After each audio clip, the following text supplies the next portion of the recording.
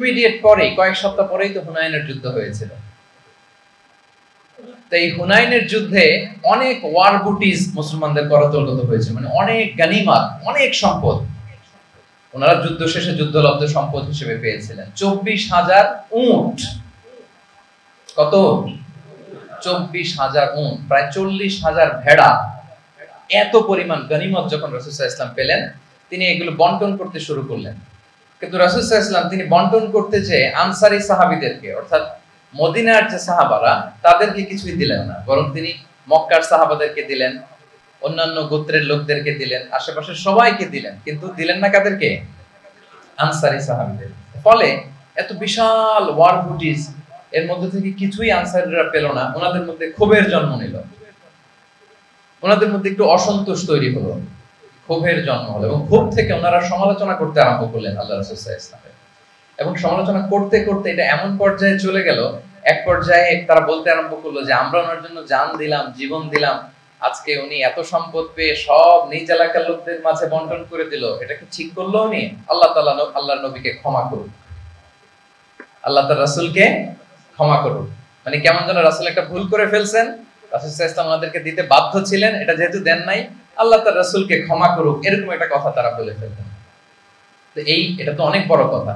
আল্লাহ রাসূল সাল্লাল্লাহু আলাইহি ওয়া আলিহি ওয়াসাল্লাম যখন এই কথা শুনলেন, তখন তিনি আনসারী সাহাবীদেরকে জড়ো করে একটা গেট টুগেদার করে এমন ইমোশনালি ওনাদেরকে কাবু করলেন, ইমোশনাল ইন্টেলিজেন্স ইউজ করলেন। এখানে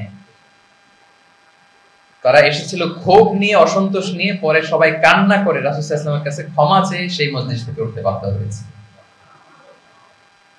তিনি সবাইকে ডেকে বললেন, ইয়া মা'আশারাল আনসার, আলাম আতিকুম দুল্লালান ফাহাদাকুমুল্লাহ ওয়া আলাতান ফাআগনাকুমুল্লাহ ওয়া আ'দাআন ফাআল্লাফাল্লাহু বাইনা কুলুবিকুম। চমৎকার চমৎকার এক্সপ্রেশন, যে ওহে আনসাররা, আমি কি তোমাদেরকে পথভ্রষ্ট পাইনি, পথহারা পাইনি? আমার ওসিলায় তোমরা হেদায়েতের দেখা পেয়েছো। আমি কি তোমাদেরকে নিঃস্ব পাইনি? আমার ওসিলায় তোমরা সমৃদ্ধ হয়েছো, সম্পদশালী হয়েছো। আমি কি তোমাদেরকে যুদ্ধরত অবস্থায় পাইনি? আউস খাজরাজ তোমরা তো ফাইট করতেছিলে ইচ আদার। আমি যে তোমাদের মধ্যে সম্প্রীতি আর ভালোবাসার মেলবন্ধনে তোমাদেরকে একত্রিত করে দিলাম। আওয়াজাতুম ফি আনফুসিকুম ফি লুআআতিন মিনাদ দুনিয়া, আর দুনিয়ার সামান্য কিছু জিনিসের কারণে তোমরা মনে কষ্ট পাচ্ছ, যেটা দিয়ে আমি কিছু নমুসলিমদের হৃদয়কে আকৃষ্ট করছিলাম। তাআল্লাফতু বিহা কওমান লিউসলিমু ওয়া ওয়াকালতুকুম ইলা ইসলামিকুম। আমি কিছু নমুসলিমদেরকে এগুলো দিয়ে তাদের হৃদয়টাকে ইসলামের প্রতি আরো অ্যাট্রাক্টেড করতেছিলাম, আর তোমাদেরকে তোমাদের ইসলামের উপরই আমি ছেড়ে দিয়েছি। আমি জানি আমার আনসাররা, তাদের হৃদয়ে যে ইসলাম আছে এটাই তাদের জন্য যথেষ্ট। আমা তারদাউনা আইয়াযহাবান নাসু বিশাতি ওয়াল বাঈদ ওয়া তারজিউনা বিরাসূলিল্লাহি ফি রিহালিকুম। Won't you be happy that people go back to their country with sheep and camel, and you go back to your country with Rasulullah? Allahu Akbar। তোমরা কি এতে খুশি হবে না? মানুষ উট আর ভেড়া নিয়ে তাদের এলাকায় ফিরবে, আর তোমরা আল্লাহর রাসূলকে নিয়ে তোমাদের এলাকায় ফিরবে। এরকম একটার পর একটা ইমোশনালি রাসূল সাল্লাল্লাহু আলাইহি ওয়াসাল্লাম যখন আনসার সাহাবীদেরকে কাবু করতে লাগলেন, ওনারা এমন ভাবে কান্নার রোল জুড়ে দিল, এমন ভাবে অনুতপ্ত হলো, কাঁদতে শুরু করলো। পরে এরা বলতে আরম্ভ করলো, আমি 2-1 বাক্য বললাম, লম্বা চূড়া মন মাতানো বক্তব্য, হৃদয় স্পর্শী বক্তব্য। তারা বলল, ইয়া রাসূলুল্লাহ, আমরা শুধু আপনাকে পেয়েই খুশি। রাসূল সাল্লাল্লাহু আলাইহি ওয়াসাল্লাম বলেন, গোটা বিশ্বের মানুষ যদি এই পথ ধরে আর আনসারীরা যদি এই পথ ধরে, আমি এই পথ ছেড়ে দিয়ে আনসারীদের পথে হাঁটব। আল্লাহ তুমি আনসারদের ক্ষমা করো, তাদের সন্তানদের ক্ষমা করো, তাদের নাতিদেরকে ক্ষমা করো। এভাবে মর্মস্পর্শী বক্তব্য যখন ইমোশনাল ইন্টেলিজেন্স দিয়ে যখন রাসূল সাল্লাল্লাহু আলাইহি ওয়াসাল্লাম বললেন, সব আনসারী সাহাবারা কাঁদতে আরম্ভ করলেন। সবাই ফাবাকাল কওমু হাত্তা আখদালু লুহাহুম, তাদের প্রত্যেকের দাড়ি ভিজে গেল, এমন কান্না চলে গেল। আল্লাহু আকবার। তাহলে এটা ছিল রাসূল সাল্লাল্লাহু আলাইহি ওয়াসাল্লামের বক্তব্যের মাধ্যমে শ্রোতাদের মাঝখানে প্রভাব সৃষ্টি করার ক্ষমতা। চিন্তা করতে পারেন, হৃদয় কেঁপে ওঠে না এই কথা শুনলে? Won't you be happy people go back to their home with sheep and camel, and you take the messenger of Allah with you? মানুষ ছাগল ভেড়া নিয়ে ফিরতেছে, তোমরা তো আল্লাহর নবীকে নিয়ে ঘরে ফিরতেছো। আল্লাহু আকবার। তাহলে এই কম্পিটেন্সটা লাগে একজন নেতা, তিনি এরকম মর্মস্পর্শী বক্তব্য দিতে জানতে হবে। কি বলেন? এটা দরকার আছে না? আচ্ছা, তাহলে রাসূল সাল্লাল্লাহু আলাইহি ওয়াসাল্লামের লিডারশিপ নিয়ে যেহেতু কথা বলছি, প্রফেটিক লিডারশিপ, প্রথমটা বলেছিলাম ওনার লিডারশিপের স্টাইল কি ছিল? এই তো মুখস্থ হয়ে গেছে মাশাআল্লাহ। আবার লেটস মেক এ নয়েজ, প্রথমটা কি ছিল? Servant leadership. দুই নম্বরে এলোকুয়েন্স, বাগ্মিতা, বক্তব্যের পারঙ্গমতা চাই একজন নেতার মধ্যে, যেটা আল্লাহ রাসূল সাল্লাল্লাহু আলাইহি ওয়াসাল্লামের ছিল। এবং সেখান থেকে আমাদের শেখার আছে, নেয়ার আছে, কিভাবে তিনি বক্তব্য করতেন, কিভাবে জটিল কথাকে সহজ করে উপস্থাপন করতেন, কিভাবে এত চমৎকার করে তিনি ক্রাউড হ্যান্ডেল করতেন। দুটো গেল। তিন নাম্বার হচ্ছে আল্লাহ রাসূল সাল্লাল্লাহু আলাইহি ওয়া আলিহি ওয়াসাল্লামের নেতৃত্বের গুণাবলীগুলো যদি আমরা লিস্ট ডাউন করি, তিন নাম্বার হচ্ছে কম্পেশন। কম্পেশন, a leader should be compassionate. তিন নাম্বার হচ্ছে কম্পেশন, মানে সফট হার্টেড, দয়াদ্র হৃদয় হতে হবে। আপনি মানুষের দুঃখ যদি আপনাকে কাঁদায় তবেই আপনি নেতা। কি বলেন?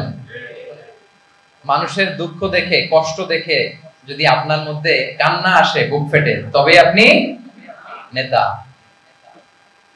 তাহলে দয়াদ্র হতে হয় নেতাকে, তাকে দয়ালু হতে হয়, কম্পেশনেট হতে হয়, দয়াদ্র হৃদয়ের হতে হয়। আমরা আল্লাহ রাসূল সাল্লাল্লাহু আলাইহি ওয়াসাল্লামের দিকে যদি তাকাই, ওনার তো একটা উপাধি হচ্ছে রাহমাতাল লিল আলামিন। আল্লাহ রাসূল সাল্লাল্লাহু আলাইহি ওয়াসাল্লামের উপাধি কি? ওমা আরসালনাকা ইল্লা রাহমাতাল লিল আলামিন, we have not sent you but as mercy for all the worlds। নবী হে, আপনাকে সবার জন্য আমি মার্সি করে পাঠিয়েছি, রাহমা করে পাঠিয়েছি। আপনি সবার জন্য রহমত, মানুষের জন্য, ম্যানকাইন্ড, জিনকাইন্ড, অ্যানিমালস, সবার জন্য আপনি রাহমা, মার্সি। তাহলে একজন মানুষ যখন নেতা হয়ে উঠতে চাইবে, নেতৃত্বের অন্যতম একটা লিডারশিপ ট্রেট হচ্ছে কম্পেশন। অন্যের ব্যথায়, অন্যের দুঃখে তার কান্না আসতে হবে, সফট হার্টেড হইতে হবে তাকে, মাঝে মাঝে দয়াদ্র হৃদয়ের হতে হবে, তবেই সে নেতা। রাসূল সাল্লাল্লাহু আলাইহি ওয়াসাল্লাম কতটা দয়াদ্র ছিল, আল্লাহ তাআলা অন্য আয়াতে বলছেন, ফাবিমা রাহমাতিন মিনাল্লাহি লিনতা লাহুম ওয়ালাউ কুনতা ফাদদান গালিদাল কলবি লানফাদ্দু মিন হাওলিক। নবী হে, আল্লাহর অশেষ অনুগ্রহে আপনি খুব কোমল ভাষী হয়েছেন, কোমল হৃদয়ের হয়েছেন। লিনতা লাহুম, সবার জন্য আপনি সফট হার্টেড হয়েছেন আল্লাহর অনুগ্রহে। যদি আপনি সফট হার্টেড না হয়ে আপনি যদি কঠোর হৃদয়ের অধিকারী হতেন, তাহলে এখন লোকেরা যেমনি আপনাকে ঘিরে রাখে, আপনার চারিপাশে সবাই ঘিরে রাখতো না। সাহাবারা সব সময় রাসূল সাল্লাল্লাহু আলাইহি ওয়াসাল্লামের সঙ্গ পেতে চাইতো, অ্যাকম্পানি চাইতো, ঘিরে রাখতো। এমনকি অনেক সাহাবীর ঘরে ভালো না লাগলে রাসূল সাল্লাল্লাহু আলাইহি ওয়াসাল্লামের কাছে চলে আসতো। এমনকি অনেক সাহাবী বলতেন যে আমার পেটে ক্ষুধা লাগলেই আমি রাসূলের কাছে যেতাম, কারণ রাসূলের চেহারা দেখলে আমার পেটের ক্ষুধা উধাও হয়ে যেত। ফাবিমা রাহমাতিন মিনাল্লাহি লিনতা লাহুম, নবী হে, আল্লাহর অনুগ্রহে আপনি কোমল ভাষী হয়েছেন। তাহলে কোমল ভাষী, কোমল হৃদয়ের হওয়া, সফট হার্টেড হওয়া, দয়াদ্র চিত্তের হওয়া, এটা অন্যতম একটা লিডারশিপ ট্রেট। এত দয়াদ্র ছিলেন, আল্লাহ তাআলা বলছেন, ফালাআল্লাকা বাখিউন নাফসাকা আলা আসারিহিম ইল্লাম ইউমিনু বিহাদাল হাদিসি আসাফা। রাসূল সাল্লাল্লাহু আলাইহি ওয়াসাল্লাম বারবার মক্কার কুরাইশদের কাছে যেত, বারবার কাফিরদের কাছে যেত, যেন তারা ঈমান আনে, যেন তারা খারাপ রাস্তা ছেড়ে দিয়ে ভালো রাস্তায় আসে। বারবার চিন্তা করতো যে ইস, কেন তারা লা ইলাহা পড়ে না, কেন তারা সত্যের পথে ফিরে আসে না। হায় রে, একটুর জন্য তো তারা সামান্য আমার কথাটা শুনলেই তো বেঁচে যেত, ইস একটু আমার কথা মানলেই তো জাহান্নাম থেকে বেঁচে যেত। এরকম অস্থির হয়ে তাদের পেছনে ছুটতেন। আল্লাহ তাআলা বলেছেন, নবী হে, আপনি ওদের পেছনে ছুটতে ছুটতে আপনি তো নিজেকেই শেষ করে দিবেন। বাখিউন নাফসাকা, আপনি তো নিজের দিকে খেয়াল করছেন না, নিজের শরীরের দিকে খেয়াল করছেন না, নিজের স্বাস্থ্যের দিকে, সময়ের দিকে, আপনি পাগল পড়া হয়ে তাদেরকে বাঁচানোর জন্য ছুটছেন। তাহলে কতটা দয়াদ্র, কোমল হৃদয়ের অধিকারী হলে যে কাফেররা রাসূল সাল্লাল্লাহু আলাইহি ওয়াসাল্লামকে ফিজিক্যালি, মেন্টালি এমন কোনো টর্চার নেই করে নাই, তাদের পিছনে পিছনে ছুটতেন তিনি। হায় রে, একটু যদি ঈমানের রাস্তায় আনা যায়, কোনোভাবে যদি তাদেরকে বুঝিয়ে কনভিন্স করা যায়, তাহলে কম্প্যাশনেট, দয়ালু হওয়া, এটা নেতৃত্বের অন্যতম একটা গুণ। আপনার হৃদয়ে দয়া থাকতে হবে, মায়া থাকতে হবে সবার জন্য, কারণ নেতা তিনি তো সবার। লেটস সে বাংলাদেশের যিনি প্রধানমন্ত্রী হবেন, আরো রেলেভেন্ট হয়ে যাচ্ছে এখন কথা, সামনে তো নির্বাচন আসতেছে, সো কেউ না কেউ তো প্রধানমন্ত্রী হবে। তো উনি যখন প্রধানমন্ত্রী হবে, ধরেন উনি কি শুধু ওনার দলের প্রধানমন্ত্রী হবেন? তাহলে উনি 18 কোটি মানুষের প্রধানমন্ত্রী হবেন, ঠিক কিনা বলেন? তাহলে সবার জন্য ওনার হৃদয়ে দয়া ভালোবাসা এটা থাকার দরকার আছে না নাই? তিনি সবার প্রতি কোমল হৃদয়ের হইতে হবে, দয়াদ্র হইতে হবে। প্রধানমন্ত্রী উনি শুধু নিজ দলের প্রধানমন্ত্রী নন, 18 কোটি মানুষের প্রধানমন্ত্রী। তাহলে সফট হার্টেড হইতে হবে। রাসূল সাল্লাল্লাহু আলাইহি ওয়াসাল্লামের মধ্যে এটা ছিল। সব সময় তিনি মাজলুমদের পাশে থাকতেন। আপনারা হিলফুল ফুজুলের কথা জানেন। ওনার বয়স যখন 35, ইয়ামানের এক ব্যবসায়ী আসছিল মক্কায় ব্যবসা করতে। পণ্য বিক্রির পরে আস ইবনে ওয়াইল নামে এক দুষ্ট জালেম, সে পণ্য নিয়ে বলে আমরা এই এলাকার লোক, আমরা দাম দিব না, কি করতে পারো করো। এই লোক কান্না জুড়ে দিল। তার কান্না দেখে রাসূল সাল্লাল্লাহু আলাইহি ওয়াসাল্লামের হৃদয়ে দয়া হলো। তিনি ওনার চাচা জুবাইর ইবনে আব্দুল মুত্তালিব সহ ওনার মতো যারা ইয়াং স্টার আছে সবাইকে নিয়ে একটা সংঘ করলেন। এটাই তো হালাফুল ফুদুল, মূলত নাম হচ্ছে হালাফুল মুত্তাইয়িবিন। জাহেলি যুগে ওনাদের প্রথা ছিল, কোন একটা ভালো কাজে কেউ যখন এক হতো, রং ভর্তি বালতির ভেতরে হাত ঢুকিয়ে তারা পাথরের মধ্যে ওই হাতের ছাপ দিত, সবাই ওইখানে ছাপ দিত। ফলে কাইন্ড অফ কভেনেন্ট, এটা একটা চুক্তির মতো যে আমরা চুক্তিবদ্ধ হলাম, এগ্রিমেন্ট করলাম যে আমরা সবাই এক। রাসূল সাল্লাল্লাহু আলাইহি ওয়াসাল্লাম ওনার মতো ইয়াংস্টারদেরকে নিয়ে এই হালাফুল মুত্তাইয়িবিন বা হালাফুল ফুদুল করেছেন। এবং এটার মূল কথা ছিল, মূল স্লোগান ছিল নাহনু মাআল মাজলুম দিদ্দাদ যালিম, আমরা সবসময় মাজলুমের পক্ষে থাকবো, জালিমের বিপক্ষে। এটা ছিল হিলফুল ফুজুলের কি মূল শিক্ষা। এভাবে সব সময় তিনি মাজলুমদের সাথে ছিলেন। শ্রমিক সাহাবীদেরকে বড্ড ভালোবাসতেন, শ্রমজীবীদেরকে বড্ড ভালোবাসতেন। এমনকি বিদায় হজের মতো এরকম গুরুত্বপূর্ণ ভাষণও শ্রমজীবীদের কথা বাদ যায়নি, গরিবদের কথা বাদ যায়নি। আরে কাআকুম আতঈমুহুম মিম্মা তাআকুলুন ওয়ালবাসুহুম মিম্মা তালবাসুন। খবরদার, সেদিনও বলেছিলেন সেই বিদায় হজের ভাষণে, তোমরা তোমাদের শ্রমজীবী লোকদের কথা ভুলে যেও না, তোমাদের স্টাফদের কথা, তোমাদের দাস দাসীদের কথা। তোমরা যা খাবে সেখান থেকে তাদেরও খাওয়াবে, তোমরা যে পোশাক পরবে সেখান থেকে তাদেরও পোশাকের ব্যবস্থা করবে। আল্লাহু আকবার। তাহলে রাহমাতাল লিল আলামিন, তিনি ছিলেন কম্প্যাশনেট, দয়ালু হৃদয়ের অধিকারী। তাহলে নেতা হইতে হলে তার হৃদয়ে কি থাকা লাগবে? দয়া। তাহলে 3 নাম্বার পয়েন্টটা কি? হ্যাঁ কি সবাই বলি 3 নাম্বার পয়েন্টটা কি? কম্প্যাশন, অনুগ্রহ বা দয়া। এটা একজন নেতার হৃদয়ে থাকা চাই। 4 নম্বরে হচ্ছে ইন্টিগ্রিটি। ইন্টিগ্রিটি মানে সততা, নৈতিকতা থাকতে হবে। এটা অন্যতম একটা লিডারশিপ ট্রেট। এটার বড় ক্রাইসিস এখন ইন্টিগ্রিটির। রাসূল সাল্লাল্লাহু আলাইহি ওয়াসাল্লামের লিডারশিপটা ছিল এথিক্যাল লিডারশিপ, কিন্তু এইটার অনেক বড় ক্রাইসিস আমাদের সমাজে, আমাদের নেতৃত্বের মাঝে। কি বলেন? নৈতিকতার ঘাটতি আছে না? নৈতিকতা বিবর্জিত নেতৃত্ব, এটা দিয়ে কিছুই হয় না। একটা জাতির ধ্বংসের জন্য নৈতিকতা বিবর্জিত নেতৃত্বই যথেষ্ট। এজন্য নৈতিকতা লাগবে, ইন্টিগ্রিটি, সততা। আমরা যদি আল্লাহ রাসূল সাল্লাল্লাহু আলাইহি ওয়াসাল্লামের নেতৃত্বের দিকে তাকাই, তাহলে ওনার সততা, ওনার সত্যবাদিতা, ওনার আমানতদারিতা নিয়ে যদি আমরা একটু সিরাতের পরতে পরতে খেয়াল করি, এমনকি নবী হওয়ার আগে যদি খেয়াল করি, তাহলে দেখবো যে মক্কার লোকেরা আল্লাহ রাসূল সাল্লাল্লাহু আলাইহি ওয়াসাল্লামকে আস-সাদিক, আল আমিন উপাধিতে ভূষিত করেছে। সুবহানাল্লাহ, মানে সত্যবাদী, ট্রুথফুল এন্ড ট্রাস্টওয়ার্দি। স্বয়ং মক্কার লোকেরা, মক্কার মুশরিকরা রাসূল সাল্লাল্লাহু আলাইহি ওয়াসাল্লামকে উপাধি দিয়েছিলেন আল আমিন। কি উপাধি দিয়েছিলেন? আল আমিন। তার মানে কখনো মিথ্যা বলেননি, কখনো আমানতের খেয়ানত করেননি। যখন আয়াত নাজিল হলো ওয়া আনজির আশিরাতাকাল আকরাবিন, হে নবী আপনি আপনার নিকট আত্মীয়দেরকে সতর্ক করুন জাহান্নামের আযাবে, তিনি সাফা পাহাড়ের চূড়ায় উঠে গেলেন, ডাকতে আরম্ভ করলেন, ও মক্কার লোকেরা, ও আমার আত্মীয়রা, আমি যদি বলি এই পাহাড়ের পেছনে একদল ঘোড়সওয়ার সশস্ত্র ব্যাটালিয়ন তোমাদেরকে এখনই অ্যাটাক করবে, তোমরা কি বিশ্বাস করবে? আকুনতুম মুসাদ্দিকিয়া, আমার কথা বিশ্বাস করবে? মক্কাবাসী এক বাক্যে কি বলেছিল জানেন? তারা বলেছিল না, অবশ্যই বিশ্বাস করব। আমি যদি বলি তোমাদেরকে অ্যাটাক করার জন্য প্রস্তুত একদল ঘোড়সওয়ার, বিশ্বাস করবে? আকুনতুম মুসাদ্দিকিয়া, সবাই কি বলেছিল? না, অবশ্যই বিশ্বাস করব। কেন বিশ্বাস করবে? বলে যে মা জাররাবনা আলাইকা ইল্লা সিদকা, we have never ever experienced a single lie from you in our life. আমরা জীবনে কোনোদিন তোমার মিথ্যা বলতে শুনি নাই। আল্লাহু আকবার।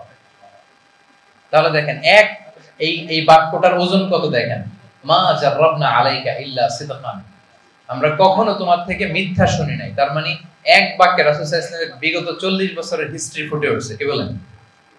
বিগত 40 বছরের হিস্ট্রি এই বাক্যে আছে না নাই? মা জাররাবনা আলাইকা ইল্লা সিদকা, তো কোনোদিন মিথ্যা শুনি নাই তোমার জবান থেকে, তো কেন বিশ্বাস করব না? কি নিঃসংকোচ স্বীকৃতি এলাকার লোকদের, জীবনে আমরা কোনোদিন তোমার মুখ থেকে মিথ্যা শুনি নাই, তো তুমি যদি বলো যে ঘোড়সাওয়ার অ্যাটাক করার জন্য রেডি, অবশ্যই বিশ্বাস করো তুমি সত্যবাদী। আল্লাহু আকবার। এইটা আমাদের সমাজে অনেক বড় ক্রাইসিস, আমানতদারিতা, ট্রাস্টওয়ার্থিনেস। যত বড় নেতা দেখা যায় তত বেশি দুর্নীতিগ্রস্ত, ঠিক কিনা বলেন? যত বড় নেতা তত বেশি টাকা পাচার করার রেকর্ড তার বেশি, ঠিক কিনা? মানে উল্টা হয়ে গেছে, যেটা সবচেয়ে ইন্টিগ্রিটি বেশি দরকার ছিল এটা আমাদের কম। তো এখান থেকে আমাদের শিখতে হবে, অনেক কিছু রিভাইজ করতে হবে আমাদেরকে। এই যে নতুন বাংলাদেশের চমৎকার সময় এসেছে, আর 54 বছরও হয়তো আমরা এই সুযোগ পাবো না, ঠিক কিনা? এজন্য আমাদেরকে শিখতে হবে রাসূল সাল্লাল্লাহু আলাইহি ওয়াসাল্লামের যে ইন্টিগ্রিটি, ওনার যে ট্রাস্টওয়ার্থিনেস, এই আমানতদারিতা থেকে আমাদেরকে শিখতে হবে, আমাদের নেতাদেরকেও আমানতদার হইতে হবে। প্রিয় ভাইয়েরা, তাহলে নেতাকে আস্থার জায়গা তৈরি করে নিতে হয়। রাসূল সাল্লাল্লাহু আলাইহি ওয়াসাল্লাম এটা ধীরে ধীরে তৈরি করেছেন। আপনারা জানেন যে উনি নবুয়তের আগে পার্টনারশিপে বিজনেস করতেন খাদিজা রাদিয়াল্লাহু তাআলা আনহার সাথে, মানে খাদিজা রাদিয়াল্লাহু তাআলা আনহার ইনভেস্টমেন্ট আর উনি শ্রম দিতেন। তো উনি সিরিয়াতে গিয়েছেন পণ্য নিয়ে, মালামাল নিয়ে। ওনার ব্যবসা বাণিজ্যের ধরন কেমন এটা দেখবার জন্য খাদিজা রাদিয়াল্লাহু তাআলা আনহা ওনার এক বান্ধবীকে পাঠিয়েছিলেন ওই ক্যারাভানে, ওই কাফেলায়। নাম ছিল মাইসারা। কি নাম? মাইসারা। তো মাইসারাকে বলেছে, মাইসারা তুমি দেখবা যে টাকা পয়সা আবার উল্টাপাল্টা করে কিনা, ঠিকঠাক মতো ব্যবসা করে কিনা, আমার huge investment, on behalf of me তুমি এই ক্যারাভানে থাকবে আর দেখবে যে মোহাম্মদ ঠিকঠাক বিজনেসটা করে কিনা। আল্লাহু আকবার। মাইসারা এই সফর শেষে এসে খাদিজা রাদিয়াল্লাহু তাআলা আনহার কাছে এমন পজিটিভ রিভিউ দিয়েছে, এই রিভিউ শুনেই খাদিজা রাদিয়াল্লাহু তাআলা আনহা বিষ্ণু ইসলামকে বিয়ে করার জন্য উতলা হয়ে গেছে, রাজি হয়ে গেছে। আলহামদুলিল্লাহ। মাইসারা এসে রিভিউ দিতে লাগলো যে মুহাম্মদ সে সবার চেয়ে আলাদা সাল্লাল্লাহু আলাইহি ওয়াসাল্লাম। তার ওঠা বসা, তার চলন বলন, তার কথন, তার ডিলিংস, তার লেনদেন সব আলাদা, অসাধারণ তিনি। আল্লাহু আকবার। তিনি অসাধারণ। বোনের কি বসার জায়গা নেই এদিকে ওই পাশে? আচ্ছা, সাংবাদিক আছে। মাশাআল্লাহ, মাশাআল্লাহ। তাহলে মাইসারার রিভিউ শুনে আল্লাহু আকবার, খাদিজা রাদিয়াল্লাহু তাআলা আনহা তিনি অবাক হয়ে গেলেন এবং তিনি বিয়ের প্রস্তাব পাঠালেন। রাসূল সাল্লাল্লাহু আলাইহি ওয়াসাল্লামের এই আমানতদারিতায় মুগ্ধ হয়ে কি করলেন? বিয়ের প্রস্তাব পাঠালেন। তাহলে কি পরিমাণে ট্রাস্টওয়ার্থিনেস ওনার ছিল। এবং মজার ব্যাপার, আরো মজার ব্যাপার হচ্ছে মক্কার কুরাইশরা, মক্কার লোকেরা রাসূল সাল্লাল্লাহু আলাইহি ওয়াসাল্লামের কাছে এসে আমানতের সম্পদ গচ্ছিত রাখত। আবু জাহেলের কাছে রাখতো না, উতবা, শাইবা, ওয়ালিদ ইবনে মুগিরা কারো কাছে রাখতো না। খেয়াল করে দেখেন, দল করে আবু জাহেলের, দল করে কার? কিন্তু আমানত রাখে কার বাসায়? কি অবাক করা কাণ্ড না? কর্মী হচ্ছে আবু জাহেলের, কিন্তু আমানতের সম্পদ রাখে কার কাছে? মুহাম্মদ সাল্লাল্লাহু আলাইহি ওয়াসাল্লাম। রাসূল সাল্লাল্লাহু আলাইহি ওয়াসাল্লাম যেদিন হিজরত করবেন, উনি সাইয়েদনা আলী রাদিয়াল্লাহু তাআলা আনহুকে অ্যাসাইন করে গিয়েছেন যে আলী তুমি থাকো, তুমি কয়েকদিন পরে মদিনায় হিজরতে যাবা, আমার কাছে যত আমানতের সম্পদ আছে এগুলো তুমি আগে বিলি করে তারপরে যাবে। রাসূল সাল্লাল্লাহু আবু বকর রাদিয়াল্লাহু তাআলা আনহুকে নিয়ে চলে গেলেন।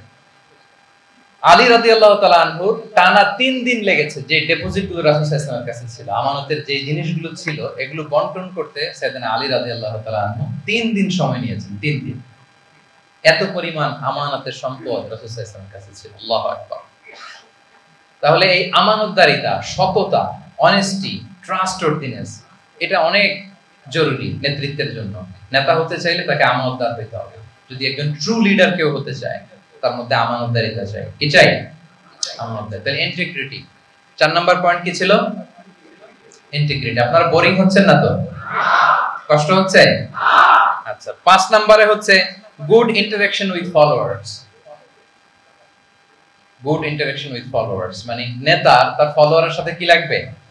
ভালো ইন্টারঅ্যাকশন লাগবে, সুন্দর একটা সম্পর্ক লাগবে, ভালো বোঝাপড়া চাই। একজন ভালো নেতৃত্বের বৈশিষ্ট্য হচ্ছে নেতা তার ফলোয়ারের সাথে কি করবে? ইন্টারঅ্যাক্ট করবে। এখানেই বস আর লিডারের মধ্যে পার্থক্য। বস কি করে? খালি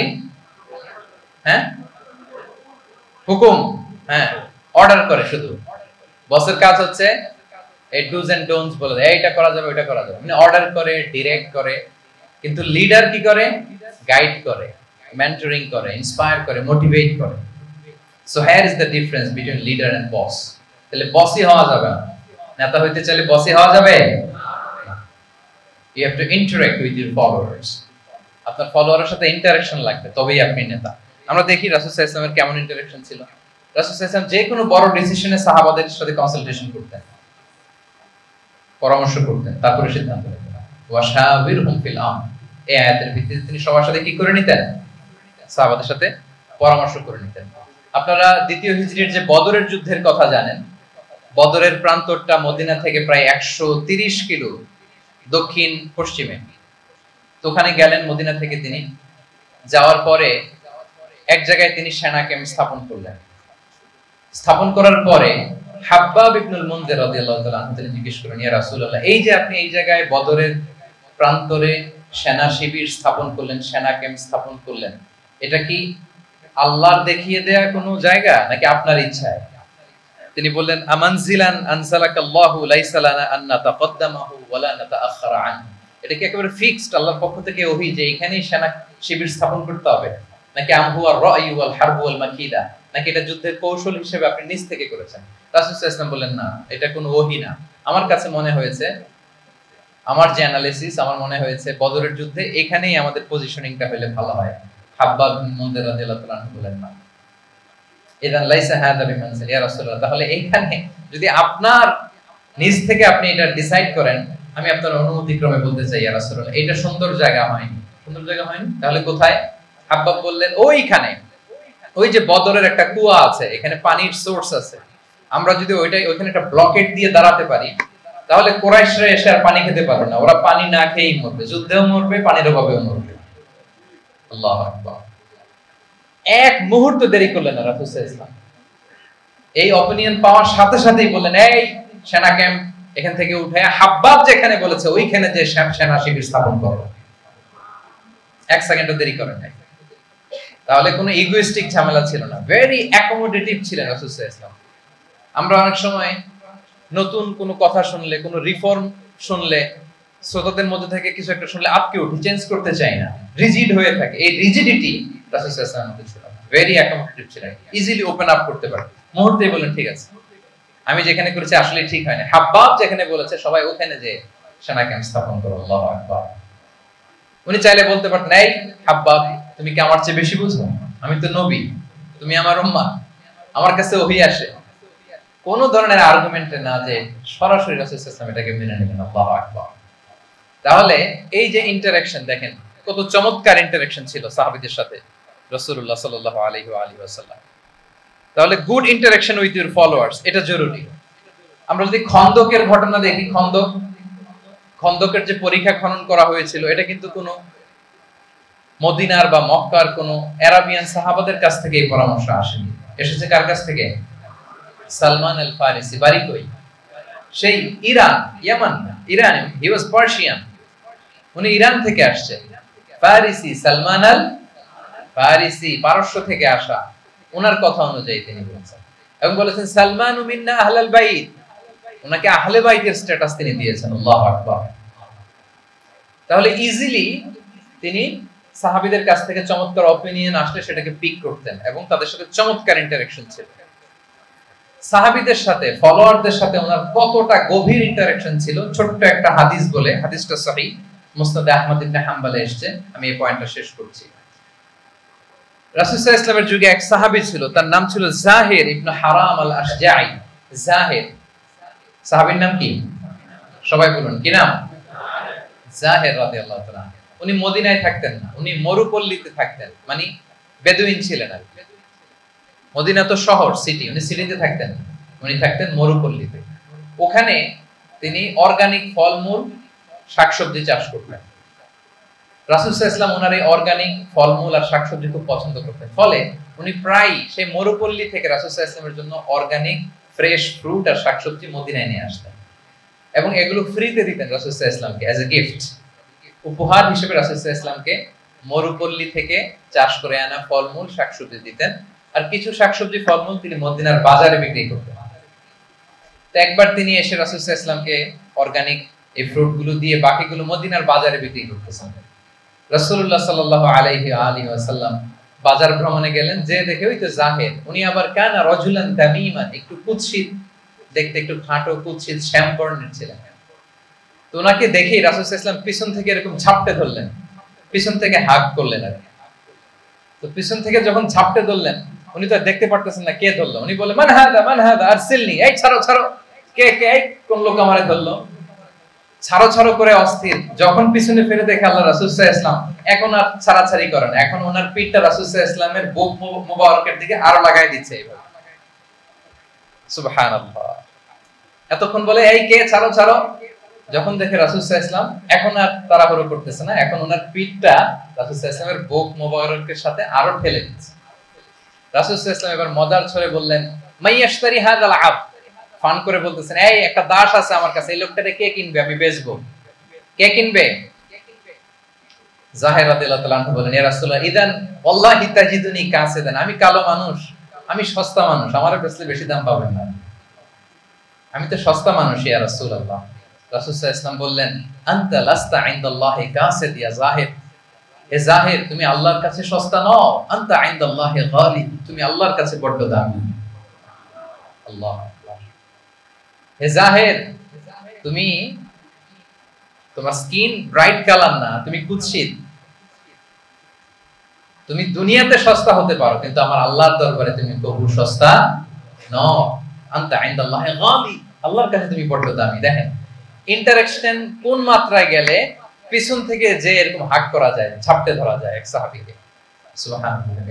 এরকম গুড ইন্টারঅ্যাকশন ছিল। অনেক অনেক ভুরি ভুরি সিরাতের পরতে পরতে আপনারা পাবেন যে রাসূল সাল্লাল্লাহু আলাইহি ওয়াসাল্লামের সাথে সাহাবাদের ইন্টারঅ্যাকশন কত চমৎকার ছিল। তাহলে 5 নাম্বার হচ্ছে গুড ইন্টারঅ্যাকশন উইথ ফলোয়ার্স। দেখি মনে আছে কিনা। 1 নম্বরে কি ছিল? 2 নম্বরে, 3 নম্বরে কম্প্যাশন, 4 নম্বরে ইন্টিগ্রিটি, 5 নম্বরে মাশাআল্লাহ গুড ইন্টারঅ্যাকশন উইথ ফলোয়ার্স। 6 নম্বরে হচ্ছে কারেজ, সাহসিকতা। নেতা হইতে হইলে সাহস লাগবে না? নেতারে বাঁচানোর জন্য কর্মীরা দৌড়াইতেছে সামনে, নেতা যদি ছুটে পিছনে, তাহলে হবে? হ্যাঁ, রিকশার টায়ার পাংচার হলে যদি নেতা 3 লাফ দেয়, এটা কি নেতা? তাহলে কি? তাহলে তো তাকে নেতা বলা যায় না। কি বলেন? নেতার তো হি শুড বি কারেজাস, তার সাহসী হইতে হবে, দুর্দান্ত সাহস থাকতে হবে তার। রাসূল সাল্লাল্লাহু আলাইহি ওয়াসাল্লামের এরকম দুর্দান্ত সাহস ছিল, অত্যন্ত সাহসিকতার অধিকারী তিনি ছিলেন। এবং এই লিডারশিপ ট্রেটটা খুবই জরুরি, এটাকে বলে mother skill. Courage is a mother skill, এটাই সব।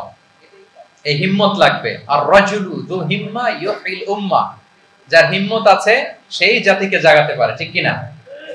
এই যে আমাদের কাছে তো উদাহরণ একেবারে হাতের কাছে, এই যে 5 আগস্টে, এই যে জুলাই আপরাইজিং, যদি কারেজ না থাকতো আমাদের তরুণদের, আমাদের জেনজিদের, তাহলে এই পরিবর্তন কি আমরা দেখতে পেতাম? আমি গল্প শুনছিলাম যে চট্টগ্রাম বিশ্ববিদ্যালয় থেকে 2 জন শহীদ হয়েছে, আল্লাহ তাদের কবরগুলোকে তুমি জান্নাতে টুকরা বানিয়ে দাও। এই যে আমাদের তরুণরা তাজা রক্ত দিয়ে একটা চেঞ্জ এনেছে, পরিবর্তন, এটা তো কারেজ, তাদের সাহসিকতার বহিঃপ্রকাশ, ঠিক কি না? এটা লাগবে। কেউ যদি লিড দিতে চায়, লিডার হতে চায়, তার এটা লাগবে, মাস্ট। রাসূল সাল্লাল্লাহু আলাইহি ওয়াসাল্লাম অত্যন্ত সাহসী ছিলেন। দুই একটা উদাহরণ আমরা সিরাত থেকে দেখি। একবার মদিনাতে রাত্রিবেলা বিকট একটা আওয়াজ হলো, বিকট আওয়াজ, এত আওয়াজ সবাই ঘুম থেকে জেগে গেল। ঘুম থেকে জেগে সবাই হতভম্ব, কিরে এত আওয়াজ তো মদিনাতে কখনো শুনি না, ঘটনা কি? কেউ ঘোড়া নিয়ে, কেউ উট নিয়ে, কেউ খচ্চর নিয়ে, কেউ এমনি খালি পায়ে ছুটতে আরম্ভ করলো আওয়াজের দিকে, দেখি যাই কোথায় কি হলো। সবাই ছুটতে ছুটতে মাঝপথে যেয়ে দেখে রাসূল সাল্লাল্লাহু আলাইহি ওয়াসাল্লাম আওয়াজ কোথায় হইছে, কোত্থেকে হইছে দেখে ফিরে আসতেছে আর বলতেছে, লান তুরাউ, ডোন্ট ওয়ারি, আরে ভয় নাই, দেখে আসছি আমি, আল্লাহু আকবার, ভয় নাই, আমি দেখে আসছি, এভরিথিং ইজ ফাইন দেয়ার, সব ঠিক আছে, যাও ফিরো মদিনায় ফিরো। সবাই ভয় পেয়ে ঘোড়া টোরা ও ঠাকিয়ে ছুটতে আরম্ভ করছে। অনেক দূর যাওয়ার পরে দেখে রাসূল সাল্লাল্লাহু আলাইহি ওয়াসাল্লাম আবু তালহা রাদিয়াল্লাহু তাআলা আনহুর একটা খুবই ক্ষিপ্ত ঘোড়া নিয়ে উনি দেখে ভিজিট করে ফিরে আসতেছেন। সুবহানাল্লাহ। তাহলে বিপদ ঘটলে নেতা থাকতে হবে কই? সামনে না পেছনে? আমাদের নেতারা থাকে কই? নাকি পেছনে খুঁজে পাওয়া যায় না? It's a big crisis. নেতা থাকবে কোথায়? Front liner. Leader should be front liner.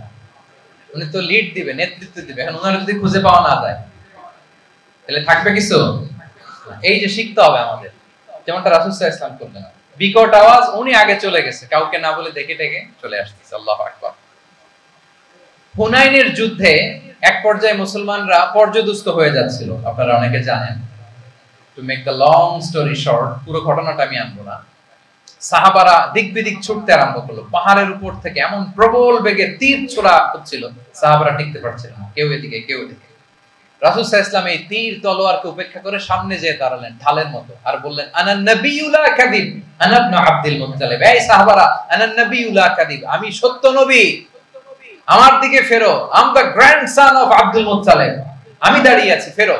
রাসূল সাল্লাল্লাহু আলাইহি ওয়াসাল্লামের যখন এই সাহসী স্টেটমেন্ট তারা পেলেন, আবার আল্লাহু আকবার ধ্বনি নিয়ে সাহাবারা সামনের দিকে এগিয়ে গেছেন। এই যে আগালেন, আর পিছু ফিরলেন না, হুনাইন জয় করেই ছাড়লেন। আল্লাহু আকবার। তাহলে ইতিহাসের পরতে পরতে, সিরাতের পরতে পরতে আমরা দেখব যে রাসূল সাল্লাল্লাহু আলাইহি ওয়াসাল্লাম হি ওয়াজ এ হাইলি কারেজাস, অনেক সাহসী একজন ব্যক্তিত্ব ছিলেন, অত্যন্ত সাহসী পুরুষ ছিলেন। তাহলে নেতা হইতে হইলে তার কি লাগবে? সাহসিকতা লাগবে, তার তো লিড দিতে হবে ফ্রন্ট লাইন থেকে। এবং কাপুরুষতা, ভীরুতা, এটা থেকে রাসূল সাল্লাল্লাহু আলাইহি ওয়াসাল্লাম পানাহ চেয়েছেন। আল্লাহুম্মা ইন্নী আউযু বিকা মিনাল হাম্মি ওয়াল হাসান ওয়া আউযু বিকা মিনাল আজজি ওয়াল কাসাল ওয়া আউযু বিকা মিনাল জুবনি ওয়াল বুখল। জুবন মানে কি? ভীরুতা, কাপুরুষতা। হে আল্লাহ, আমি ভীরুতা থেকে, কাপুরুষতা থেকে পানাহ চাই। আমরা যেন কাপুরুষ না হই, আমরা যেন ভীরু না হই, আমরা যেন সত্যের বীর সেনানী হয়ে আবু সাঈদের মতো এরকম দুই হাত প্রসারিত করে দাঁড়াতে পারি, ঠিক কি না? এই যে কারেজাস আবু সাঈদ, হ্যাঁ, he is the icon of courage of Bangladesh. কি বলেন? এই যে বুক টান টান করে যে হাত দুইটা প্রসারিত করে দাঁড়ালো, আল্লাহু আকবার। গোটা বিশ্ব এখন তাকে আইকনিক ফিগার হিসেবে মেনে নিছে। কি বলেন? গোটা বিশ্ব তাকে চিনছে, তার জন্য দোয়া করছে। তাহলে courage, it's an essential leadership trait, এটা লাগবে প্রিয় ভাইয়েরা। আল্লাহ তাআলা এই কারেজ, এই সৎ সাহস দিয়ে আমাদেরকে ধন্য করুন। কটা গেল? 6টা। 7 নম্বরে হচ্ছে কনফ্লিক্ট রিজলভিং এবিলিটি, বিরোধ নিষ্পত্তি করার মতো যোগ্যতা থাকতে হবে নেতা। অর্থাৎ নেতা হইতে হবে এমন যে বিরোধকে নিষ্পত্তি করে দিতে পারে, মিটমাট করে দিতে পারে, ঝগড়া লাগলে মিটাই দিতে পারে। এটা গুরুত্বপূর্ণ কোয়ালিটি না নেতার জন্য? কি বলেন? রাসূল সাল্লাল্লাহু আলাইহি ওয়াসাল্লামের কিন্তু এটা ছিল, বিরোধ নিষ্পত্তি করা। রাসূল সাল্লাল্লাহু আলাইহি ওয়াসাল্লাম মক্কা থেকে মদিনায় যে 1 ঘন্টায় বছরের পর বছর চলে আসা যুদ্ধ, they used to fight each other, আউস এন্ড খাজরাজ, 1 ঘন্টায় যুদ্ধ থামায় দিয়েছেন। আল্লাহু আকবার। He was a very good mediator and arbitrator. রাসূল সাল্লাল্লাহু আলাইহি ওয়াসাল্লাম অত্যন্ত ভালো মধ্যস্থতাকারী ছিলেন, ভালো মধ্যস্থতাকারী তিনি ছিলেন। তিনি থামিয়ে দিতে পারতেন, বিরোধকে থামাতে পারতেন। আপনারা জানেন যে মক্কায় একবার সম্ভবত অগ্নিকাণ্ডের কারণে কাবা ঘর জ্বলে গিয়েছিল, ধ্বংস হয়েছিল, কিছু অংশ নষ্ট হয়ে গিয়েছিল। কাবাকে রিনোভেট করা হয়েছিল, ফলে কাবার একটা কর্নারে যে ব্ল্যাক স্টোন কর্নার, রুকনুল হাজারিল আসওয়াদ, হাজরে আসওয়াদ পাথরকে সরিয়ে রাখা হয়েছিল। এখন কাবা যখন পুনর্নির্মাণ শেষ, ওই হাজরে আসওয়াদ পাথরকে আবার তার জায়গায় রাখা হবে। কিন্তু কে রাখবে? সবাই রাখতে চায়, সব দলের নেতারা বলে আমরা রাখবো। এক দলের নেতা বলে যে আমি রাখবো, এটা অনেক very prestigious and dignified issue, এই প্রেস্টিজ আমরা কাউকে নিতে দিব না। আরেক দলের নেতা বলে না, আমাদের পাওয়ার বেশি, আমরা রাখবো। আরেক দলের নেতা বলে যে না, এটা আমাদেরই। আরেকজন বলে রক্তের গঙ্গা বইয়ে দিব মক্কায়, কিন্তু এই সম্মান হাত ছাড়া হতে দেব না। এখন জাতীয় চার নেতা গেছে চারদিকে, সমাধান তো নাই। পাথর কয়টা? পাথর তো মাত্র একটা। ইন দ্য মিন টাইম রাসূল সাল্লাল্লাহু আলাইহি ওয়াসাল্লাম আসলেন। রাসূল সাল্লাল্লাহু আলাইহি ওয়াসাল্লামকে দেখেই সবাই হ্যাপি, সবাই বলে জা আমিনুন রাদিনা বি, এই তো আলামিন আসছে, ওই ফয়সালা করবে। সুবহানাল্লাহ, এই তো আলামিন আসছে, সেই ফয়সালা করে দিবে আমাদের। আল্লাহ রাসূল সাল্লাল্লাহু আলাইহি ওয়াসাল্লাম বললেন কি হয়েছে? এই ঘটনা। জাতীয় চার নেতা বলে এই পাথর নিয়ে তারা নিজেরা রাখবে, কাউকে দিবে না। রাসূল সাল্লাল্লাহু আলাইহি ওয়াসাল্লাম বললেন ঠিক আছে, একটা চাদর নিয়ে আসো, চাদর নিয়ে আসো। এবার জাতীয় চার নেতা চাদরের চার কর্নার ধরে দাঁড়াবেন। রাসূল সাল্লাল্লাহু আলাইহি ওয়াসাল্লাম নিজ হাতে হাজরে আসওয়াদ তুলে চাদরের মাঝখানে রাখলেন। এবার চার নেতাকে বললেন, আসো তোমরা আমার সাথে। তারা আগাতে লাগলো। কাবা ঘরের সামনে যখন আসলো, রাসূল সাল্লাল্লাহু আলাইহি ওয়াসাল্লাম নিজ হাতে, ওনার বরকতময় হাতে আবার হাজরে আসওয়াদ ধরে ঠিক জায়গা মতো রেখে দিলেন। এতক্ষণ কিন্তু চার নেতা কি বলছে, কাউরে ধরতে দিব না, কাউকে। কিন্তু এখন চাদরের কোনা ধরেই কি happy. This is called conflict resolving ability. একজন নেতার এরকম কনফ্লিক্ট, সমাজে যখন এই ধরনের বিরোধ তৈরি হয়, ঝামেলা তৈরি হয়, মারামারির মতো পরিস্থিতি তৈরি হয়, সংঘাতের মতো একটা সিচুয়েশন হয়, নেতা এটাকে রিজলভ করার ক্যাপাসিটি এবিলিটি তার থাকতে হবে। আল্লাহ রাসূল সাল্লাল্লাহু আলাইহি ওয়াসাল্লাম আল্লাহ তাআলা এটা দিয়েছেন। আল্লাহু আকবার।